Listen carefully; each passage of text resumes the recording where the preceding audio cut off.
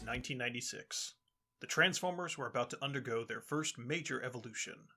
Gone were the cars, trucks, and planes of the first and second generation of the 80s juggernaut. The Autobots and Decepticons had undergone an upgrade. The Great Upgrade, in fact. In their place were their descendants, the heroic Maximals and the evil Predacons, sporting new animal-based alternate modes and a brand new CGI television show.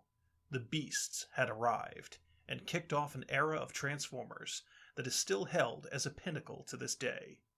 With this new incarnation of the robots in disguise came more tie-in merchandise, and of course, a new board game. On today's episode, we look at the Beast Wars Mutating card game, a strategic card game for 2 players, published in 1997 by Parker Brothers.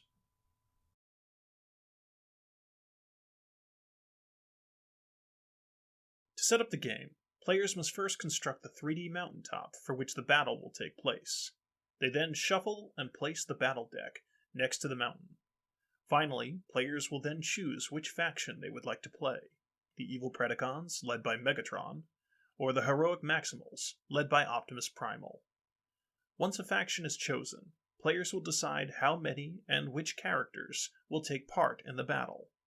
There are a total of 24 characters to choose from, 12 per faction, and any given game can include between 3 and 12 characters per side. Players will decide which 3 characters they will start with and place them beast side up along the first row of spaces, closest to their side of the mountaintop.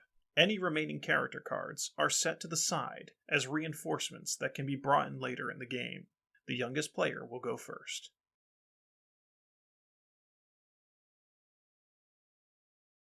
On a turn, a player will decide if they are going to move, reinforce, or attack. A character can be moved 1 space orthogonally into any empty space.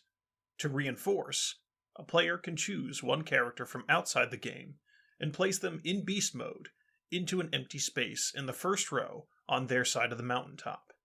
If there is no empty space, a player cannot perform the reinforce action, except in the rare circumstance when the opponent is occupying all 3 spaces. Then the reinforcement may be placed in any empty space on the board. Finally, if one of the player's characters is adjacent to an enemy, a player may choose to attack them. After the attack is declared, the attacking player will turn to the battle deck and flip over the top card. The revealed color will determine which stat the character will be using in this battle. The defending player will now flip over a battle card and determine which stat their character will be using. Players then compare the stats of each character. The higher number wins the battle. The winning character will then move forward into the loser's space. The losing character will retreat backwards in the direction of the attack.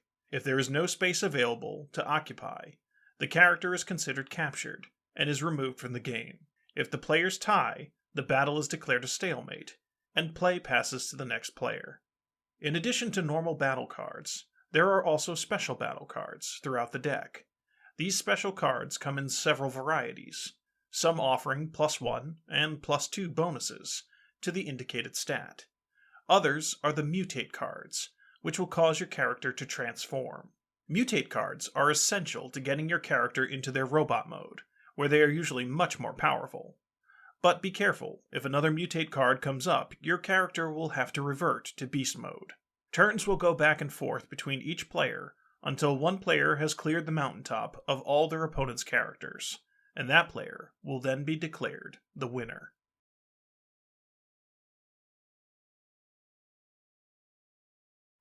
The highlight of the Beast Wars Mutating card game is how well the theme shines through. The artwork is excellent, and the 3D mountain, though completely unnecessary, is very fun, and is an excellent callback to the pilot of the show. Turning the game into a King of the Hill style match, pushing your opponent off the top of the mountain, while any one flip of the battle card could cause you to transform, really evokes the feel of the show. I imagine, like the cartoon, at any moment a character could suffer an energon surge and be forced to revert back to beast mode. The character cards themselves are fun to look at, and using a character's tech specs to determine a fight is another excellent callback to the Transformers franchise. It gives justification to all those nerdy kids who learned those specs on the back of the toy box just to prove to their friends who would win in a fight. An interesting variant in the rules suggests that you substitute your own Beast Wars toys in place of the character cards. A fun idea to be sure, but I hesitate at the practicality of this particular setup.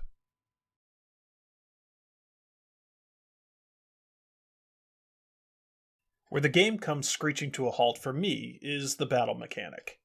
Where I love the idea of using tech specs to determine the victors of a fight, I found that many of the characters are completely unbalanced.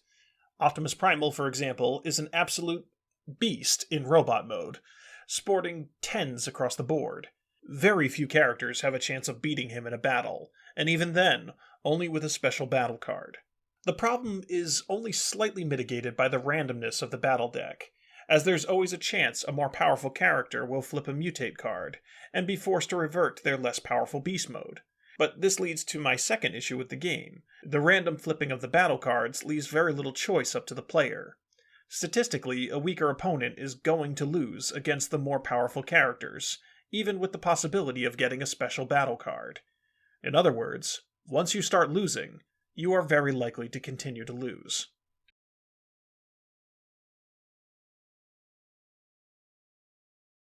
I will admit the character stats, though unbalanced, are at least thematic to the characters that they represent.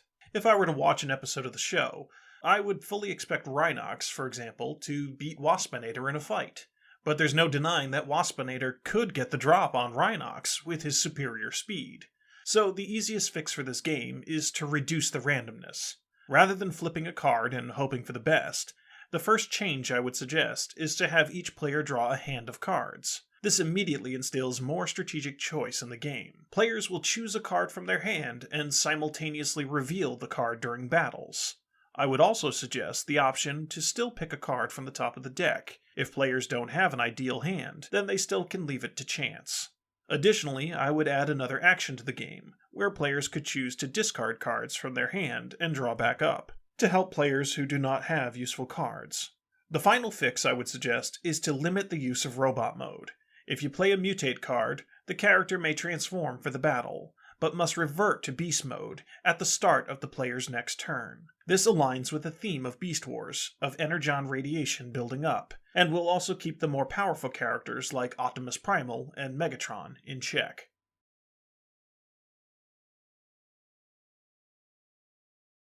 I will admit I was not expecting to like the Beast Wars mutating card game very much. But after multiple plays, I did start to enjoy the subtle strategy of moving my characters around the mountaintop, and attempting to maneuver my opponent into position. The game has a lot to offer when it comes to theme, and with a few changes, it has become a regular request for two-player game nights. The Beast Wars mutating card game is an often overlooked gem from one of the most celebrated chapters in the Transformers history. Though it may not be a perfect game, it is just prime. Thanks for watching. Do you agree with my analysis? Let me know in the comments below.